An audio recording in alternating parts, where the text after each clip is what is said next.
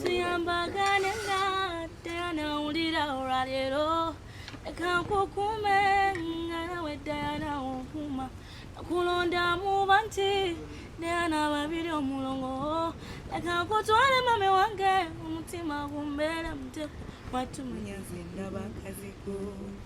Nice. Tambula ndabe bitungwe.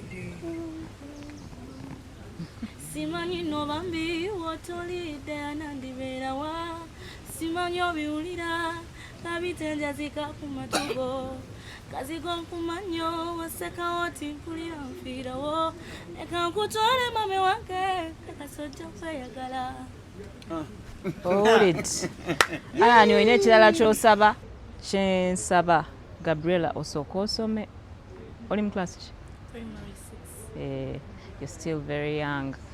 Njagala osigale ng'oyimba naye nkusaba osigale ng'osoma. Encouraging nze samuwanga nnyo budde naye buli abamuwuliranga nga banyamba naye kawala kaabukayimba Yeah. walaka naye nga sikalirako nnyo budde. Omwana wo bw'aba ng'ayina ekitone eky'okuyimba mwongere bwongezi maanyi ate ekirungi nti essomero nalyo limusomesa kati ekya education nakyo kiri sorted naye gwe yongera kumwencouraginga ng'omuzadde abe nga ne music amutwala serious kubanga oyinza okwewuunya nga music oyo yakyusiza obulamu bwe n'obwa famire yonna. Wano ku Hasi Beauty Parlor tuli bakafulu mu kulabirira n'okuyooyoota ensusu. Tukola facial ne tukupepeta ka face ne kawawera nga aka baby. Tusiba n'okola enviiri mu buli musono songa mu kukola pedicure ne manicure tuwekansa. Tusala enviiri mu buli musono ate bwe kituuka mu kukola makeup tetumanyiyo mulala. Tuli muyenga ku Tank Hill Road okulira na Italian supermarket mu basement. Essimu tuli ku noti 72 682 953. Teweerabira saluni egenda okujjayo obulungi bwo n'ekitiibwa kyo ye Hasi Beauty Parlor, a world of beauty. So ladies and gentlemen, abagenyi bange mmaze batuusa ku Mistel Hotel era nyongera okutegeeza essaawa yeeno batuuse ate era ngenda kuba nsinkana omwami ono bamita Tune the writer ya training abana abaana abakoze amaloboozi ku internet oba oliawo ensi yonna neewuuma negamba nti abaana bano balina talent y'amaanyi nnyo. So olunaku olwaleero sanyusa okukulaba. How are you? Fine. Yogera nnyo. I'm fine. You're fine? Yeah. Bakuyitani? Nalule Gabriela. Ani akuyise wano? Ani goze okulaba? Tomanyi goze kulaba? Okay. Amanyi bakuyitani? Yogera nnyo. Nakitende Favor Wolugave. Ono ye mama eradde mama. Tofukamira. Mama yazaala Nalule. Era ng'olunaku olwaleero mbadde mbasaba mujje ngende olunaku olwaleero mbaleeseko out.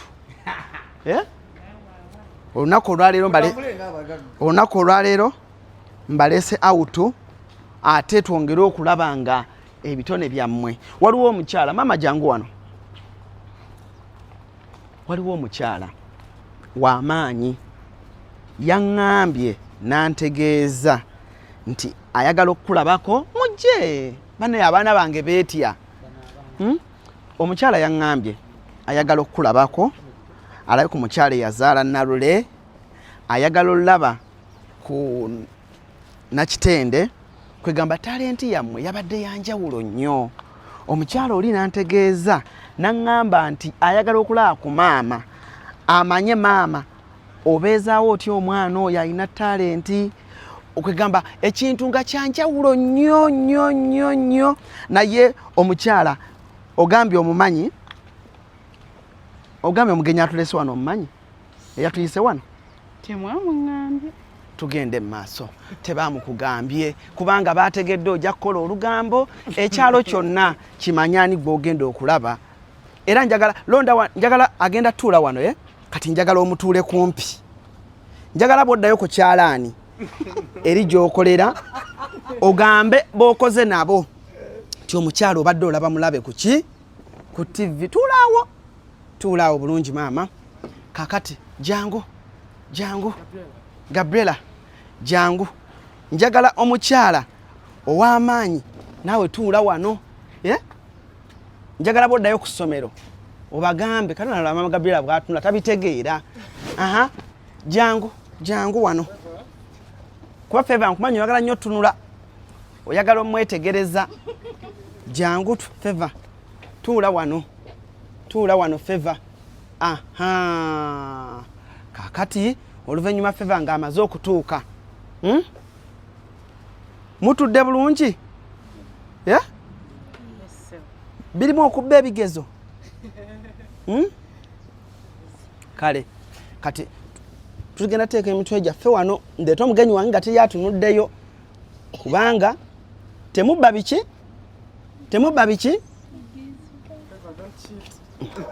Feva don't what Feva Nalule bwogeza nobba ebigezo sente zange zembadde ngenda okukuwa kati maama temujja mutwe wansi nga sibakoze eki okujjayo omutwe ng'atudde nze surprise zange bwenti bwenzikola leka maama tutuleke wano leka njiremu katono bweti kati ino space wamma emmeeza tuba tulina ogisikamuka katono olwo ne teacher leka tusikemu katono awo space enaamala bas kakati emitwe wa ndeeta omugenyi wange ndeeta omuki Nalule ndeeta muki teri tunula waggulu kati kandeeta omugenyi ndeeta omugenyi Tuni jantugenda tuleeta omugenyi kakati Tuni Mario omugenyi wange aliwa omugenyi ali eno kale kakati abatulaba nze naawe omugenyi tumumanyi nze naawe omugenyi tumumanyi How are you? I'm fine. How are you? I'm good. Wow. Hi, Lola. Onakola zitamukwata mu ngalo gyebale kosewo nyinza okukwata mu ngalo n'ennyonyi na short. Nina omwana wange yaŋŋamba ku show. Juliana yamuinspiringa. Ayimba kali akayimbako aka bakayita batya? Ayimba nyingi. No, kali kana postinga kugunde Diana akagala nnyo. Nenze njagala nnyo akayimba ka kusaba jolaze dadi mukuume. Kubanga ngamba nnyo mukyala wange ne mugamba akaya kalimu essaala nnene nnyo. Hi Julie, how are you? Uli otya? Siri bulungi. Singa kwogerera ku simu ne? Naze nenziramu nenkulaba kona semba kulaba eri emmengo. Ndi mwangu wakufuna. Kizibu mbambawo. Ata simirimu. Mirimu ndoza gyezitu. Bati nkyagala. Nkyagala. You know, ekintu ekirungi kiyayanirwa okufuna. Kirungi okuba busy. Kati gwe toli busy. Naye oyayanirwa okufuna. Okimanyi mu myaka 5 omuntu asobola okuba nga alaba Juliana nga tewali. Mu myaka 5 omuntu asobola ndakamtekoa ni sound kwanza badume mwatekawo ekintu mbumbu Juliana talabikamu Juliana abeera simaitaliwo okimanyi nti mwatandika ebintu ebyo ne mutandika okutiisa n'abantu mbunze sibaawo Juliana okubeera ku mbagayo wa bbeeyi. Juliana kwegamba ne bagamba bugambi nti Juliana yakyaddeko ewantu essanyu eri kujjula. Kyebaliza Mukama. Tuyiriba. Amina. Just kawala kange. Yeah. Kangamba kagala kulaba ku Juliana. Naye Mukama yannyamba. Yes. Era nze Tuni njagala okubuulira. Simanyi gange nti nze nanoonya Juliana. era nesima bwesimye olwo olunaku akubulira namugamba mama gyebale nanga don't call me mother. Juliana herself called me nangamba hi Alan omanyi lwaki nkubideko nze nedda nangamba waliwo omwana gwe nalabye Bambi she said she wanted ngamba Juliana gwakisazeewo n'omutima gwo. It wasn't me era sinza kulimba abantu nti it's me eyakubira Juliana no it's herself yasazeewo ng'omuntu era nampa n'olunaku nampa n'ekifo kino nti wenja ubaleeta mba meeting empulira ebirowoozo byabwe era Juliana yasaba ne maama wo w'omwana nange nenkukubira so abalabi simaanyi gange naye Juliana yasazeewo omwana namulaba nansanyusa gwe Uncle Tune sanyusa okulaba sanyusa nnyo okulaba bale nnyo omulimu gw'okola kubanga bangamba nti gwe obadde omusomesa gw'omu training ebya music so nengamba nedda ne Uncle Tune ka mu meeting mwebalize wamu naye omwana namulaba omwana oyo nansanyusa nnyo because she's an example of jetuva fenna tutandika tuli bato tubeera so innocent nga tulina genuine talent naye nga all we know is that I can sing oba okitegeera so for mulimu gwaffe gubeera gwa ku-encouraging abaana abo n'omuzaamu amaanyi n'omu-encouraginga n'omulagirira ekyokukola where she's not sure that encouragement can take them so far okitegeera kubanga oba otandika ebintu ebizibu okufuna abantu abasobola okuwa ku advice oba ne baku-encouraging ne bakuwa ku inside industry tricks bazibu okufuna ssebo tebabeera bangu kutuukako so nengamba the best gift I can give that girl ng'omwana first of all fani wange kuba namulaba nga ayimba ennyimba zange nene ez'abalala nengamba omwana ono kyensobola omukolera kumumiitinga ne tunyumyamu and I hear what's going on in her mind you know kale so ndoza tugende mubuuzeeko munzikirize tugenda kukola mu katono bwe tuti then tufulume ntwale wali surprise yange yensuubiza abaana temuvaawo litali muwanvu bwoti obaze mumpi nedda Nzo kubanze mumpi bansuubiriza okuba omuntu omumpi you're actually very tall surprisingly no because nkola nnyo interviews like ku camera tolabika nga muwanvu abantu bansuubiriza kati ate nze ku camera I look tall naye nga in actual sense siri tall siri kati sirika abantu banna bagambye beebaka banna nabagambye lwaki babeebasiza nabagambye omugenyi wange ajja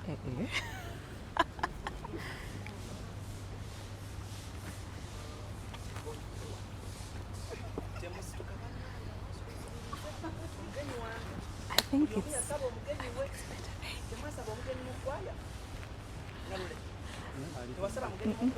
I think bemba tulo kumpi nja bakanga nnyo ba jango ate akalamba semberere nga okay hello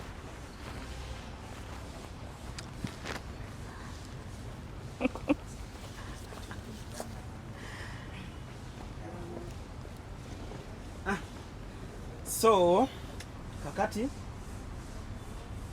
satu bili emu mama yabasoko situka alabe ku mugenyi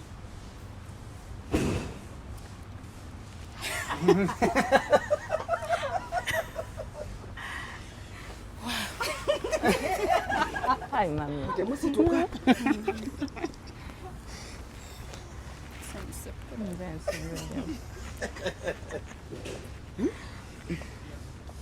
fresh genda kututwala nange namunedda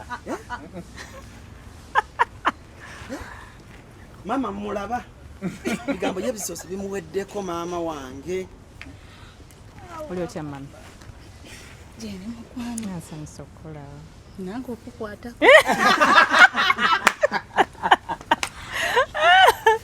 oh good aha kakati ani omulala gwagenda osembayo Nalule nakitende ate batadde ku bunkeeke bannange jangu eno ndabayo nama kawade ewase n'okwewa kakano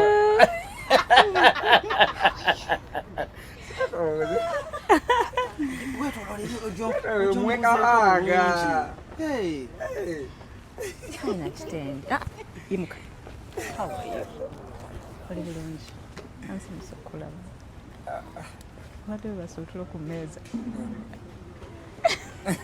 Nakitende omumanyi? Nakitende muto.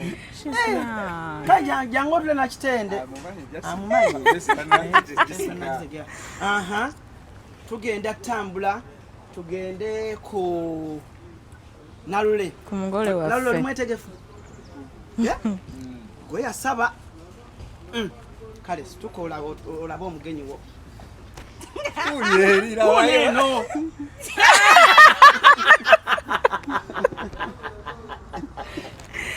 Get up and give me a hug. Little girl. Hello.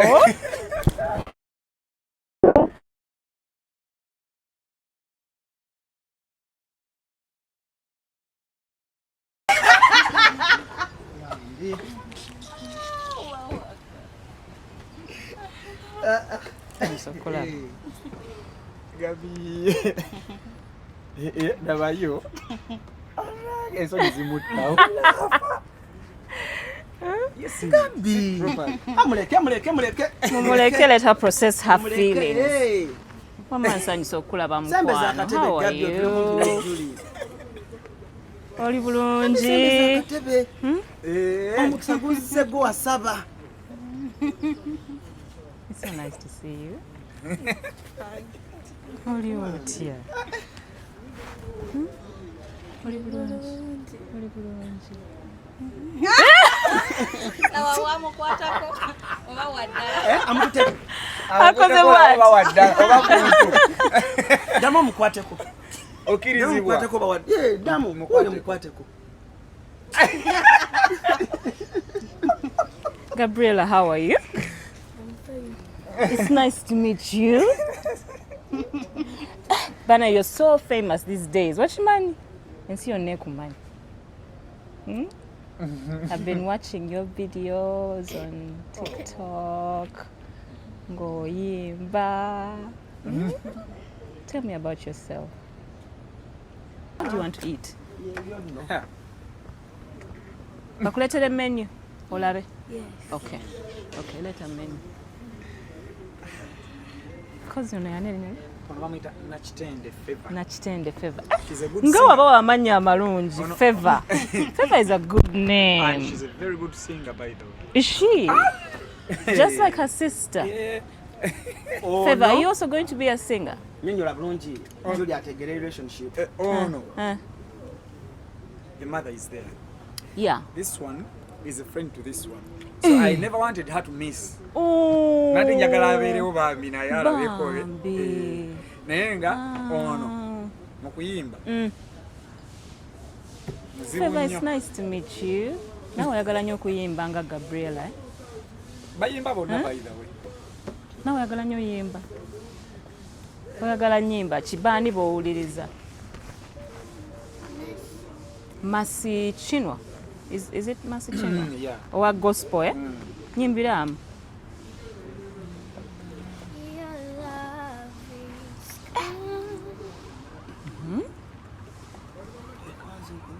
Your love is patient. You fill my heart with so much peace and joy. You're amazing. Kola chicken oba. You make my life feel brand new. Jesus, you love me too much, oh, too much, oh, too much, oh, excess love, oh. Jesus, you love me too much, oh, too much, oh, too much, oh, excess love, oh. Jesus, you love me too much, oh, too much of excess love, oh. Jesus, you love me too much, oh,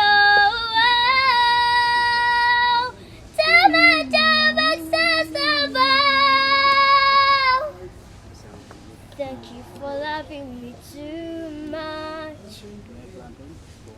Too much, too much, your excess love. Thank you for loving me too much. Too much, your excess love. Nice, thank you. Ne Gabriela naye atuweemu. Tuyimbiremu akayimba Gabriela. Gena tuyimbira ki? Tuyimbire Diana. Mama yimba ky'oyagala. Tebakuteeka ku bunkenke bano. Yimba ky'oyagala. What do you want to sing? Okay. Kale. Yes. Kale, so what do you want to eat?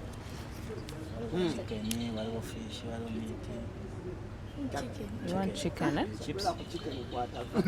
You want chicken and chips? You want... This is another order. Chicken, you know. Chicken quarter, like every time you get 2 thighs. Chips. There's chips, Yes, chicken chips. chips, huh? And chocolate. Favor, are you ogenda kulya nkoko? Ne chips, eh? Okay. Same thing, eh? Chicken and chips. She wants all mango. Passion, pineapple, watermelon. What do you want? Which juice do you want? Passion, pineapple, watermelon. Or cocktail. Passion. Passion juice. Ogenda nywa ki Gabriel? Watermelon. Mami ofunye ekyokunywa. Okoze order ekyokunywa. Naiso konfunye ku mazzi. Mama ina kyagamba wana soko oyogere naye. Kansoke muterezo. Sorry.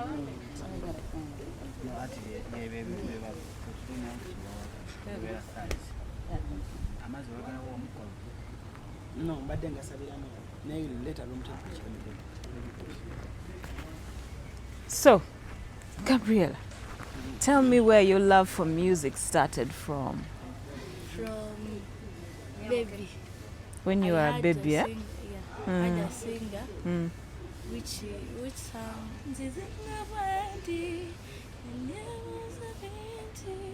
Rachel Namubiro. Rachel. Oh, I like Rachel. to listen to her Mm. every morning. Uh-huh. She was there. Yeah. And then even I had you singing for Mama Mbire. Yes, that one. Yeah. Started like that. So those were some of the first songs wasooka okuwulirizanga okyali muto. Yes. Kati wamanyi otya nti olina eddoboozi eriyimba? I was gay. Oba miming. I think that's what Miming, miming is. When I catch a Migori stick and I then sing when he sings. Yeah. When the music is there and then I sing. And I go with that. And they called us in school bands like when we are singing Uganda, and I like those things, but they didn't give me a chance to sing when they pick another one, and then I just cried. Left them. Yeah. But her man came and told us, sing this, oh Uganda, testing us. And he said, hey, this one can do it. So is this what you want to do when you grow up? Yes. It's what you want to do. You know, music is a very powerful tool when God gives you a singing voice. You can use that voice to sing and change the world. You can use your voice to sing and inspire other people. The same way I inspired you. You can also grow up and sing and inspire other people. So when I saw your videos, I wanted to come and meet you and hear your story and just encourage you, you know? And just encourage you until the future is really bright if this is what you choose to do. Music is very satisfying. for me, yes, music mulimu gwange, but music is also my hiding place. I don't know whether you're like me, but for me, when I was growing up, even when I was sad, or if I wanted to just, I would lock myself in a small room and just listen to music. You know, I don't know whether you experience that. Yes. Yeah. So music is a beautiful thing, you know, so I just want to encourage you to keep going. Ne mama naye nawe nkwebaza okumusupportinga. Sinyo. Olaba ekintu ekyo ky'okola, kati nze singa bazadde bange tebansupportinga, singa teba encouraginga kuyimba, osanga sandiyimbi, osanga temwandi ntegedde. Neba wadde ndi maama naye siina nnyo tulu gye ngamba nti muwadde nnyo obudde obuyimba naye ye yennyini yeetu omulaba nga aflowinga buflowinzi kubanga kimulimuli bayagala aflowinga good enough naafunanga abantu abajjanga bamukwatakwatako yes nga bamuencouraginga nze saamuwanga nnyo obudde naye buli abamuwuliranga nga baŋŋamba naye kawala kabukayimba walaka naye nga sikayinako nnyo obudde nga gwe tewakiwa nnyo birowoozo olw'ensengeri gye tutwalamu kituufu kati kama bwe yannyamba wasomera balina bandi gye baleeta era ng'omanyi omuntu ayagala by enforcing ye nnyini nga kimutwala kubanga era tebamulaba yali alifiafu nga kwegamba tali nnyo ogamba nti abadde nnyo prefect nti oba asobola okuvaayo neyerwanako kati kyamutwalanga butwazi nga naye wamugoba agenda kati ate mukama yamuyamba bwe yafuna omuntu we nafuna omuntu we mwesigamya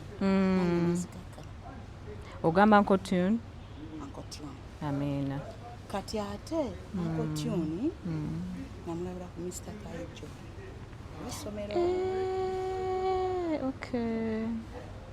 naye era nga ngomanyi lyali speak day ngera agira bulungi no yayita oba munalo namugamba omanyi tekakula ku maama wo nze naye sibamanyi kabi naŋŋamba nemugamba muleti mwala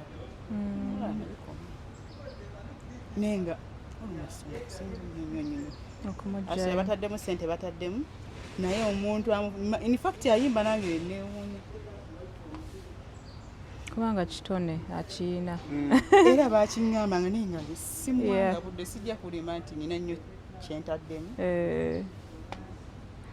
kikulu nnyo gwe omuzadde okuba nga omwencouraginga ng'omwongeramu amaanyi kikulu nnyo ku mwana kubanga bwe kinaba kiva eri gwe omuzadde we ajja kukikola n'omutima gwe gwonna naye era nga kyensaba Gabriela osooka osome oli mu class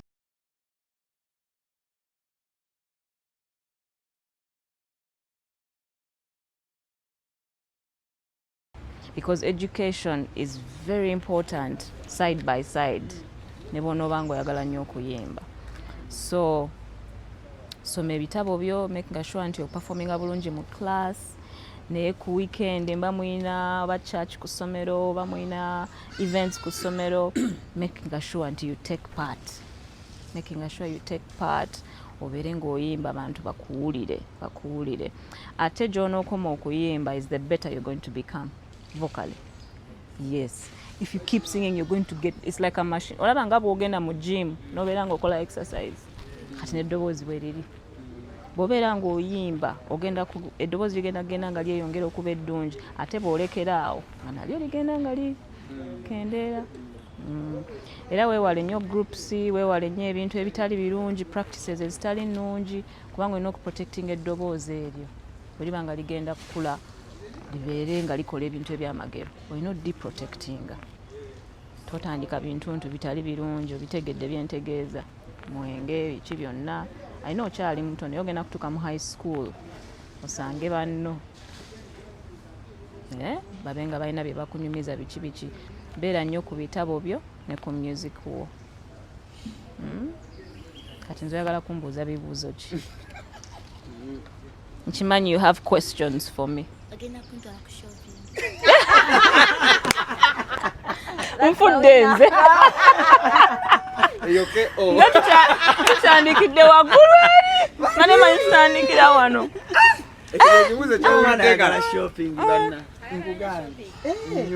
One day I'll pick you up and take you for shopping. Leero mbadde sikiplanningidde olw'obudde, but one day I'll pick you and take you shopping. Wagala nnyo okushoppinga eh? What do you like shopping bw'oba ogenze shopping? Biki ebikunyumira okugula? Nga ki? Kati nze kanku example. Bwe ngenda shopping, I like makeup. I like buying shoes. I like buying wigs. Gwe biki by'oyagala okushopping? Baga. Shoes. Dresses.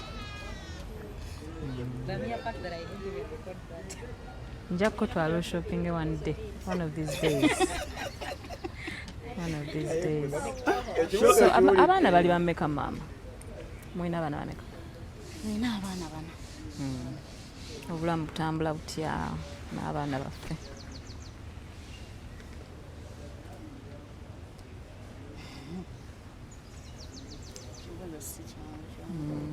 Nkimanyi. Amasingo manga. Almost 4 years. Oli mukulu. Ono. Myaka 14. Waliwo omulala ow'13. Tumuleseyo MP5. Gabriela alina emyaka emeka? 14. Okay. Endeka yowe 13. Yali MP5. N'abeerawo wa middle. Wajjajjaawe. Azaala taata we. N'abeerawo ali mu bbebi. Yali waka wa maama wange. Okay. Naye nga basatu bonna nze abavunaanyizibwamu mu full swing. Kati oyo olw'okuyimba kwe director wa Smiling Star yamunkwasizaako n'amuwa basale n'amuyingiza munda. Okay.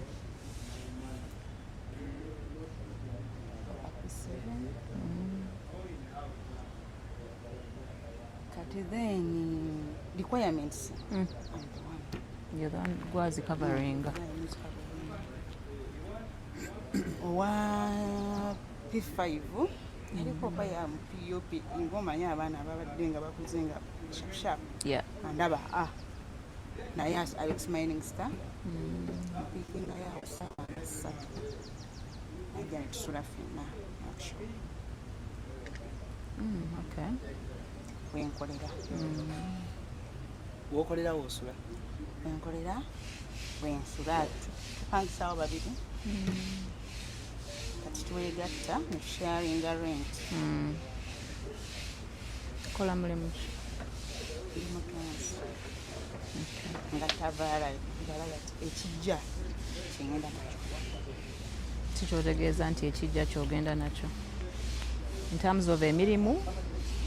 Mu byokutunga mu apartment eyo. Okay. Sigana si specialist nti tunga uniform zokka ekijja kyokola ozi amasuuti numba.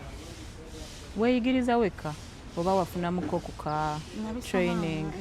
Nabisoma nengendako ko nabisoma ng'omanyi bino ebyagundi nengendako naba nnyo mu ka training kaabo.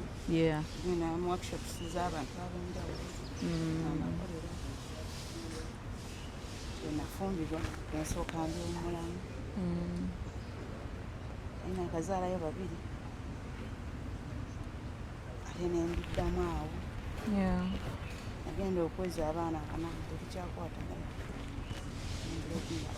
Yes. Bivaamu oluusi bibaamu ebyo. Nembivaamu byonna nabiwumulira ddala. Yeah. kubanga singa saasalawo bwe nti abo tebamwe abandi badde ku street. Yes.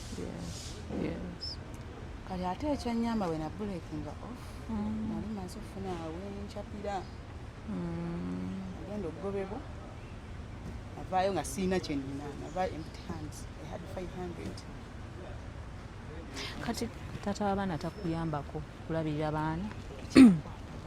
Kyobwomanya sikyakuba simu anti abaami ekizibu balina obuzibu bumu obusungu bweba nabwo babuteeka nnyo okubonereza omuzadde kwata ku mwana. Kati ekiseera ekyo nabulekingira off oba yali amanyi ensaaga kubanga nagenda nga agenze nti oba gaasaagasaaga yeetooloola mu booti naye nga nali already maze opayiringa agamba bw'otambula n'ogenda baga for school fees. Nenvaawo in fact twali tulwanyulwanyemuka nga n'ebisago nnina nentandikirawo obulamu nensudakawo mu bbaalaabbaala awo mikwano nga gye ginsuza ekusomero bampitakawo bano abaana bebali basomesanga kubanga nali nkolayooko uniforms nebagamba mundeke I want to settle. Sikyayagala muntu anyamba nabambi nabejjako nga mpulira njagala feelinga njagala kubeerako mu quiet place. Sikyayagala muntu ambuuza nnyo amanye nnyo nkwewala. Kati essimu nga gye nasembayo funa ku mwami namba bwetuba tetuli ffenna get about school fees nemugamba bano abaana bako olwaddembe sigenda kubuuza fees singa kyengenda kubuuza wabula mwoyo mulungi sikulinaako buzibu sinaako kyenkubanga amuke sikulinaako buzibu wenatandikira obulamu nenzikiriza tandika bwintu kyanyamba waliwo omukwano gwange ago twali tukola naye tutera nnyo okuyiribayiriba ebyo nga naye siinaawo wadde wentandikira nga nina kugenda nga nekukuutiriza ntandika obulamu bwingi paka waliwo omuwala yali ava mu workshop eyo gyendimu right now yekyanga bwekyo zinagamba nze nkooye kanende ani nkolanga nga nsevingayo okola esatu terekayo webiti ebyo alinaako tusente awo nengenda ntuukira mukama wange yambeerera mangu nagamba woba olina just 1 month you enter dambe yebala nentandika naye nga buli akulala agamba omalako tekisoboka wabbye ozijjewo biki asirika kuka ku mashini nga nfuuka njagala okudda emabega nengamba siddayo tandikawo mpolampola paka nti awo mba nali nfunye ow'okusula kati waabwe tukyagulubaaguluba. Ekisooka ekintu ky'abataata okulekera okulabirira abaana ekintu ekyo kikyamu bannange kikyamu simanyi lwaki abaami abamu bakola ekintu ekyo kubanga at the end of the day oba obonereza baana aba alowooza abonereza ggwe naye ate abonereza baana kikyamu era kansubire bw'aba gyali eyo ng'alaba ajja kwekuba mu mutima ajja alabirira abaana abo at least akuyambeko ku school fees oba ne rent or something. Naye omusajja okusuulawo abaana be n'agenda nti olwokubanga mwayawukanye kikyamu naye nze nkwebazaako kimu nti osigadde olwana ng'omukazi nti you didn't give up, you know, you didn't give up, ng'osigadde okola omulimu gwo ng'omuzadde. Ate munaye ekyewuunyisa Katonda alina engeri gy'atukwatirako ffe abakyala, alina engeri gy'atukwatirako. Nze nkimanyi nti ogenda mmalako, ogenda mmalako nga n'abalala bakwetoolodde ffenna tukuyambako. you know. Naye nsaba ne taata w'abaana gy'ali ajja kwekuba mu mutima alabirire ku baana ayambeko at least ku school fees bw'obanga gy'oli ng'olaba ssebo, you know, oba gy'oli kubanga kibi abasajja bakola nnyo ekintu ekyo ate nga kibi abalowooza nti alumya mukazi naye at the end of the day ate abaana abo bakula era ne bavaamu abantu naye era ne bategeera nti daddi teyatulabirira okitegeera, so si kirungi. Naye ensonga lwaki nayagadde naawe okumiitinga kubanga nkimanyi nti abakyala bye tuyitamu bingi naddala ng'abaana tubakuza tuli ffekka, so njagala kwebaza nnyo olw'okukuza abaana, olw'okubalabirira n'otabasuulawo, n'okukuza Gabriela, you know. Of course n'essomero linnyambyeko ne Uncle Tune. By the way, omwana oyo mulaba nali mpulira nga waliwo yatutuka n'antamamuko. Lwaki? Kyekituufu. Lwaki? Ng'akuyitiriddeko? Waliwo baddeko ne stress naye ng'omwana yagamba ze manya I want this. Mukoya yonna yagyekola ki yagyeyungamu kati ekyennyamba Smiling yateekamu akantu akawaayiro ako.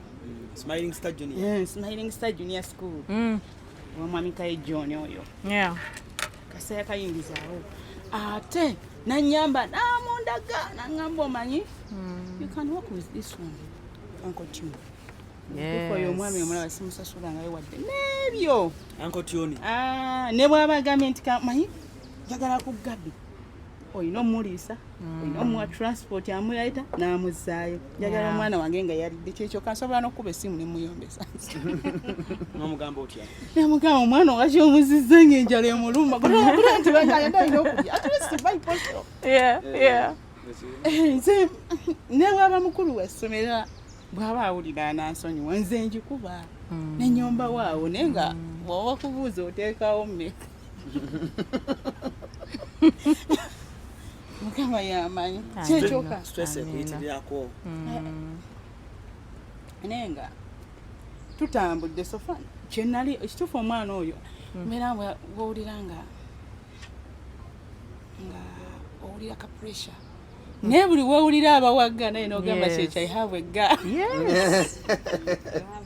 Absolutely. In fact nze niwe ziba speak days nga bazikoze. Yeah.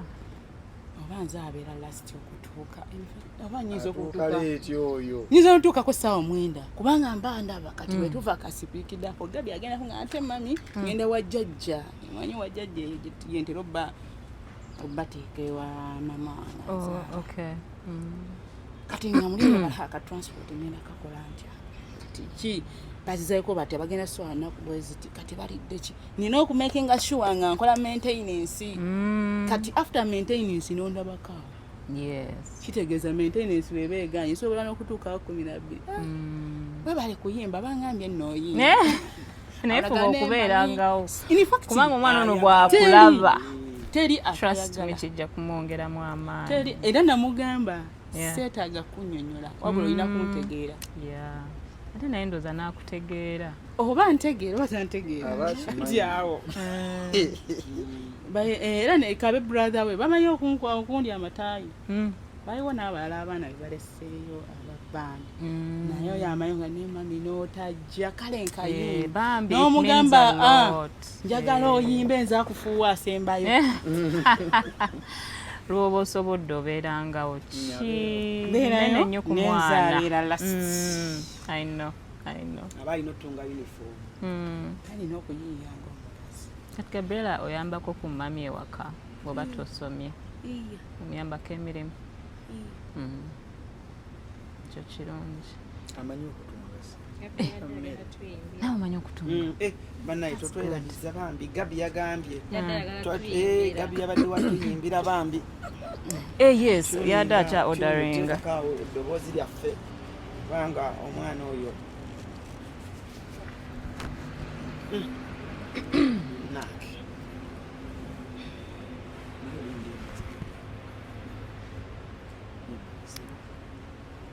nafunye ono kati nina pukumu lyalavu mpepu Hey.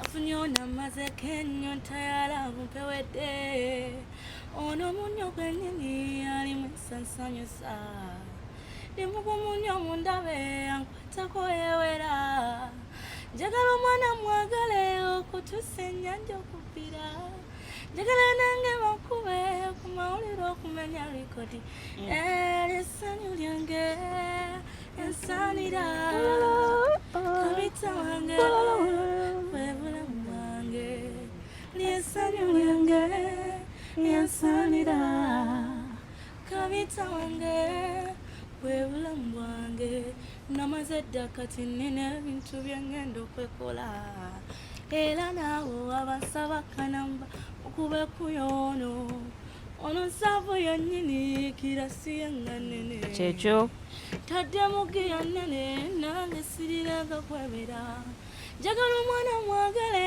okutusa ensozi okuvira njagala nange bannange ku rediyo ntino ntyakoze essanyu lyange yansanira kabita wange bwebulamu bwange essanyu lyange yansanira kabita wange bwebulamu bwange.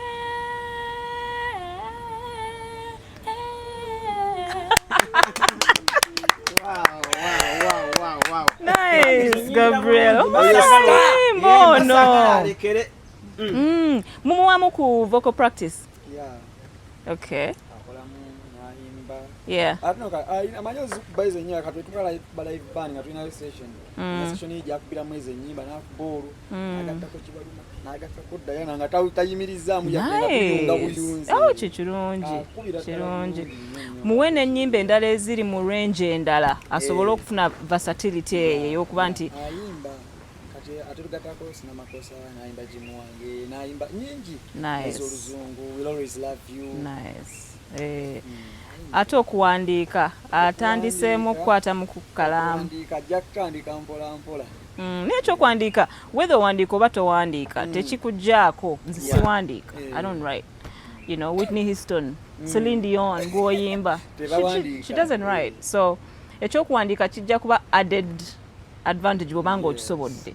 Naye oba tokisobodde, just concentrate on growing your voice. Yeah. Uncle Tune naawe kankwebaze. Weebale nnyo omulimu gw'okola. Ekintu ekyo ky'okola ate ku stage kw'okitandikidde simanyi oba ne Gabriel amanyi obukulu bwakyo naye ajja kiraba nga akuze kati ffe twatandikira tetwalina bantu ba professionals nga ggwe okututraininga. Nze emyaka egisinga nga ndi muto natandika nnyimba nze kawaka nga ntyako music n'ennyimba nga nebyenkola ndooza sibitegeera oba okitegeera. Naye the fact that at her age ayina ate omuntu amuguidinga, omuntu ategeera music who is like a music teacher, ekyo kigenda muyamba nnyo okumuguidinga. Era webale nnyo obudde bwo, webale nnyo okumuinvestinga mu time yo. Ate notali kapali abaana bangi. Yeah. Kati nze kyenkola I recruit nga bato. Yeah. P2 P3 kasitaba nga ayina mu kyasobola okuyimba. Tubateekayo tubawa bursaries. Good. Asomera bwereere. Yes. Era buli ajja nga asobola okuyimba nga tumuleese nga asobola ayingira asomera bwereere. Nice. Omukubbo oyo wali abalala balinga bana. Omutwe guli gutya? Guwonye?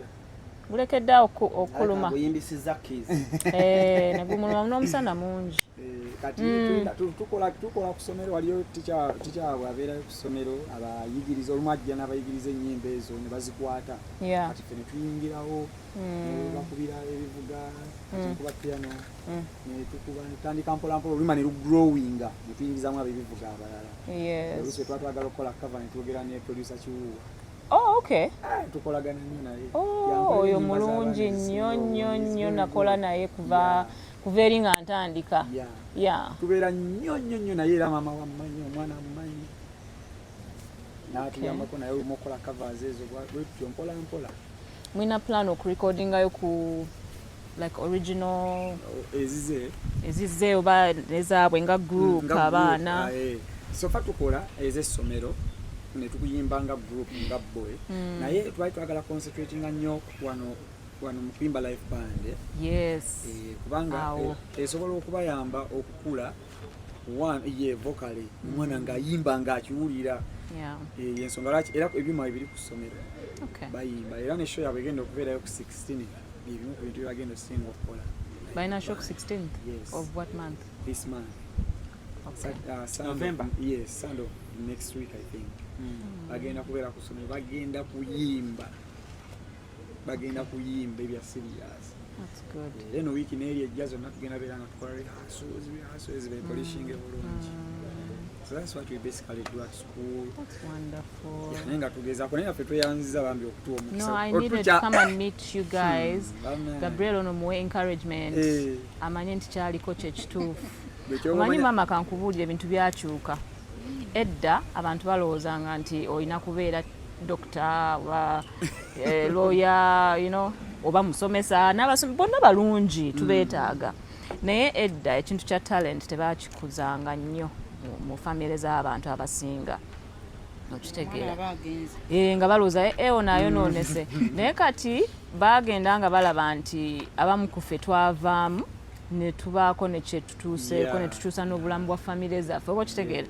So omwana wo bw'aba ng'alina ekitone eky'okuyimba mwongere bwongezi maanyi. Ate ekirungi nti essomero nalyo limusomesa kati ekya education nakyo kiri sorted. Naye gwe yongera kumu encouraging ng'omuzadde abe nga ne music amutwala serious kubanga oyinza okwewuunya nga music oyo yakyusiza obulamu bwe n'obwa famire yonna. Kyembadde njagala okugamba maama kyembadde njagala ebimu ku byembadde njagala okugamba maama nti nze omwana wo Chuni yamundaga Chuni yasharinga video jendi nangamba lano ina ku ddoboozi erinsingako omwana oyo yali talented.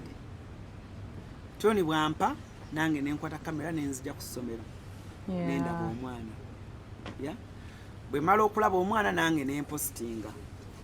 Bwe napostinga kyenjagala okugamba sinzi nagamba omukyala Juliana nti munnange laba yuno omwana ayimbye oluyimba lwo oba laba yuno omwana akoze kino. Nedda Juliana yalaba nankubira naŋŋamba nsobola okulaba ku mwana oyo ne maama we.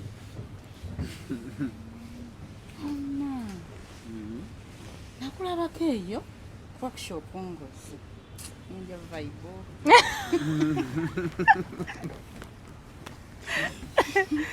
Awo tutungira ngomanye abatonzi batuyita abannawuzi babayita tutera nnyo kufuna abaserebu ndo batukyalira batukyaza bamnamawulire mpozi okuleka ng'olina kyokoze.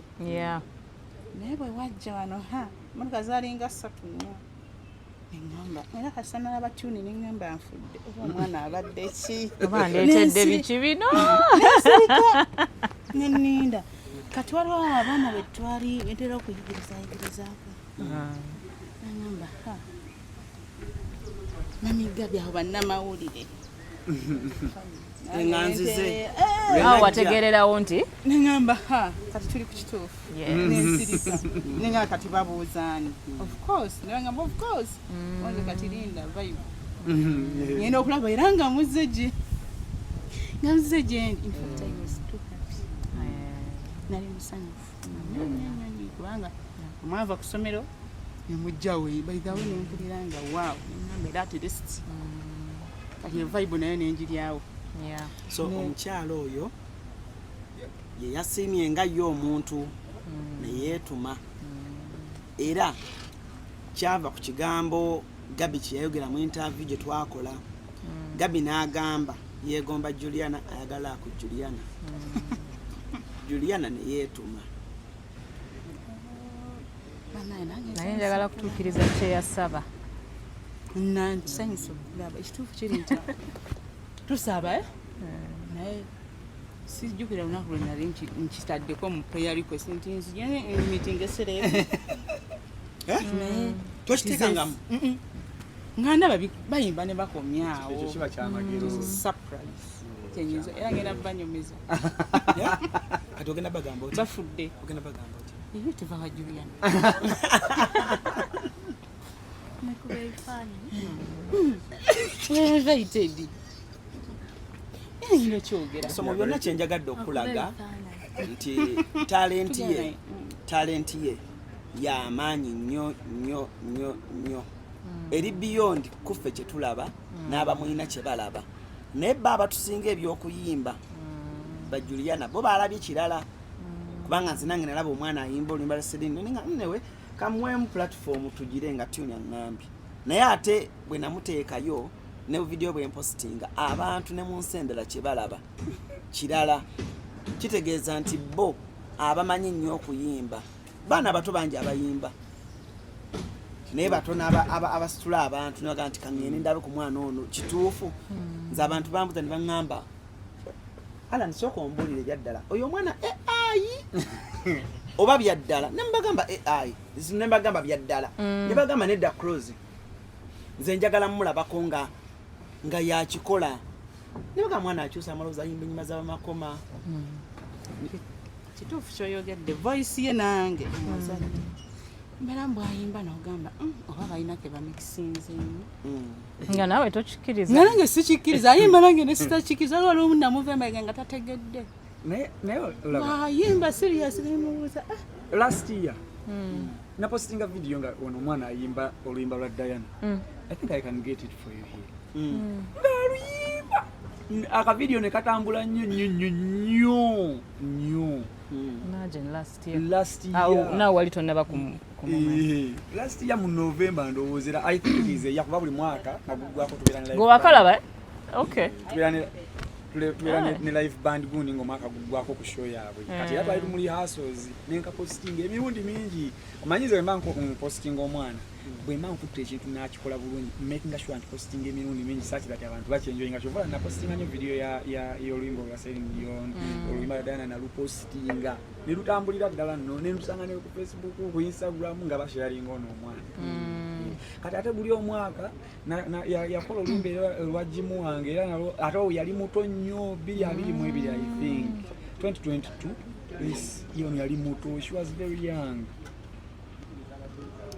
Kati olaba amaanyi ga internet kati ffe twatandikira bino tebyaliwo tetwabirina ng'olina oyimba paka omuntu bw'ali kulaba n'akkiriza nti oli wakabi jangu oba okitegera naye generation eno erina advantage eyo nti okwata bukwasika video ke n'okateeka ku TikTok ensi yonna neemulaba in a split of a second omuntu n'akukubira essimu ng'emaanyi ga internet so naye kakati kikuwadde kifaananyi ki sooka ombulira ekifaananyi kye kikuwadde omwana bw'osanga ng'alina leka bikola waba aleekaana amuleka mugamba oyongereko eri naye leekaanire eyo muwe obudde bwe omugamba njagala obeere bwoti njagala obeere bwo ne bw'onoomuteekamu tagenda muleke abeere ekyo kyayagala oyinza okuba nga gwe tokyagala naye ate mukama bwakuyamba n'ofuna abantu abakirimu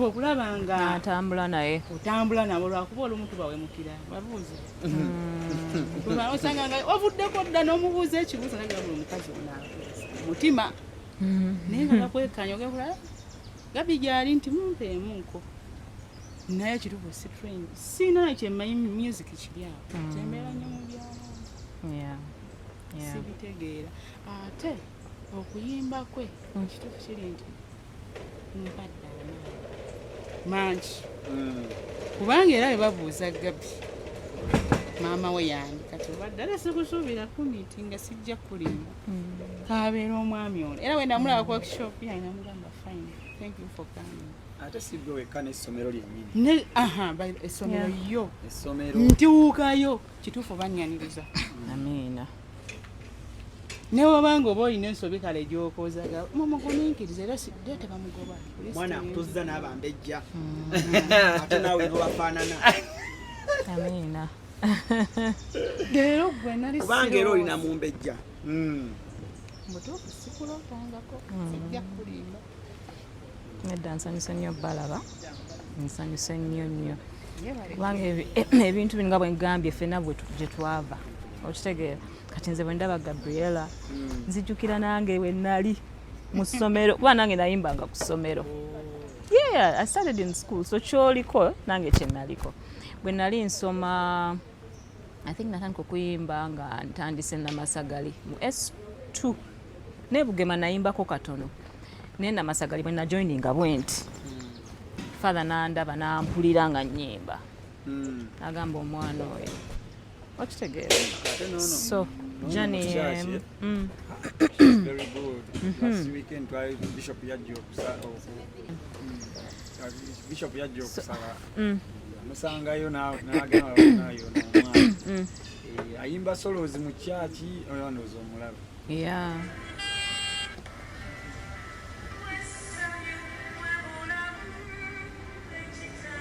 Wow. You have a very nice tone. Eddoboozi olina tone ennungi. Very nice. Nze soko nyongeremuko ka Diana okanyimbira bulungi nnyo. Kayimba kawoomu nnyo. Olina engeri okawoomya mwana wa maama.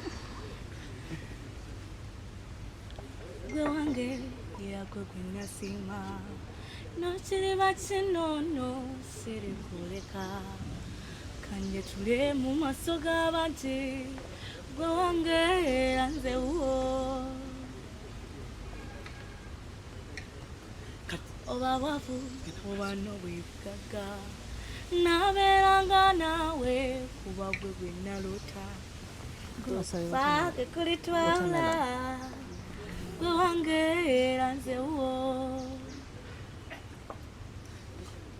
Wow, ono omwana ayimba bulungi olese n'obutundu tuyambagane nga teyanawulira olwaleero leka nkukume nga nawe Diana okuma nakulonda mu banti Diana babiri omulongo leka nkutwale mame wange omutima gumbeere muteku watumanya nze ndaba akaziko Nice.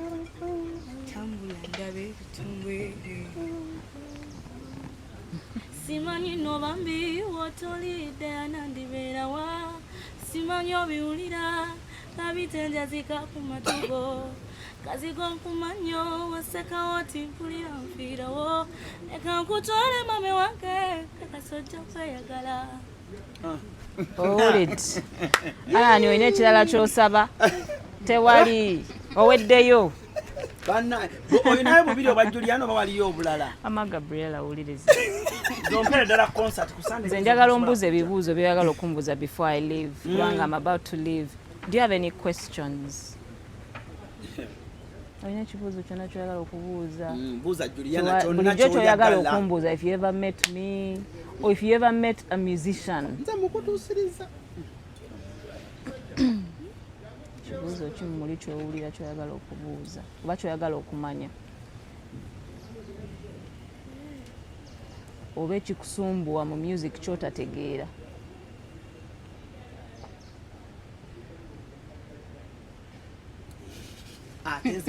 Bw'onooba obifunye lwe Uncle CRUZ ajja bingi nze ngambe tuusa kitegedde kuba kati naatera obbaddukako bigenze banange bagenda kuleeta emmere kuba abantu bano baliwawo bakola slow naye kyemmanyi banaatera okujjira nate mbaleeteddeyo a little something bannange si kinene naye maama nsaba ebintu bino bikuyambeko okulabirira nedda tofukamira munnange baganye njagala ebintu bino bikuyambeko okulabirira abaana si kinene naye weetuli tujja kwongera okubeera nga tukuwuliza kyonna kye tuba tusobodde nga tuleeta nga tukukwatirako. Amina. Gabriela, this is for you, it's for shopping. Remember you said you want to go shopping? Now you're going to go shopping. Uncle Tune. Just kwatirako awo olw'okuyambako Gabriela waffe ne Alan naye muleeteddeyo lunch. Sebo tweyanza nnyo tweyanzeko okutuleetera Gabriela. Yeah. Thank you so much. Pleasure. Your time is just balaba nze nsinza okusanyuka kuba njagadde ennyo mbalabeko. You'll open it later. You'll open it later. Bamikwano, my beautiful friend Gabriel. I'm about to say goodbye. It's been such an honor meeting you. And I wish you the very best in all you do. Alan, bagalayo bifaananyi, maybe obayambeko to get them pictures.